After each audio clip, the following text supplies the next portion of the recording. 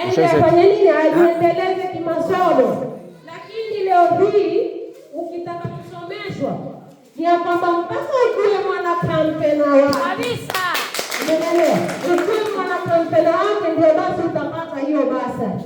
Kama Mheshimiwa Mzalendo alikuwa akitoa basari na lodi, basi hata hizo za madirishani sisi hatuzipati kwa sababu mimi haya mambo yamenigusa kwa sababu ni swala la elimu. Mimi wananigusa kiasi kikubwa sana. Mimi kama nilivyosoma na mwenzangu, sitaki leo hajakome pale mimi nilipokomea. Sisi yetu tutasema yameisha, lakini vizazi vijacho yako bakiani tuwaekee msingi bora.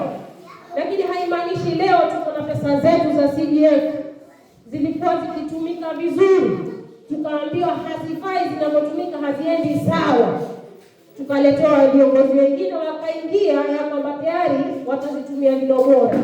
Kumbe tayari sivyo.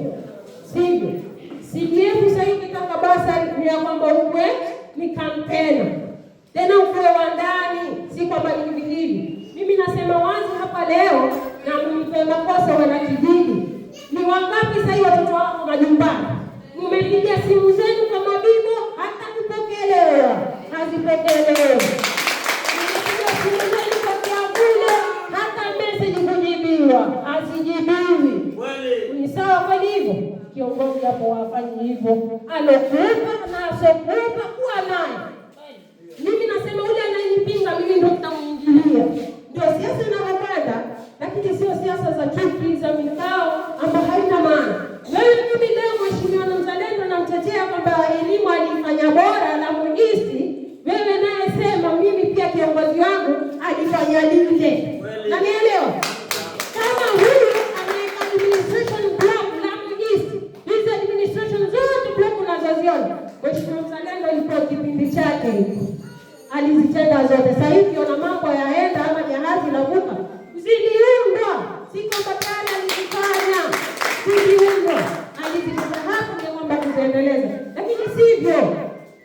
Ndugu zangu, ningependa mfungue macho yenu ya kwamba unapoelekezwa tuelekezeke. Tuangalie wakati 2027 mlifanya maamuzi mnawafanya, angalieni ni maamuzi ya aina gani. Msije kufeli kama mlivyofeli mara hii. Kitu cha pili ni kwamba haya masuala matatu ninagusia kiongozi anafaa kuwa nayo ni masuala ya afya.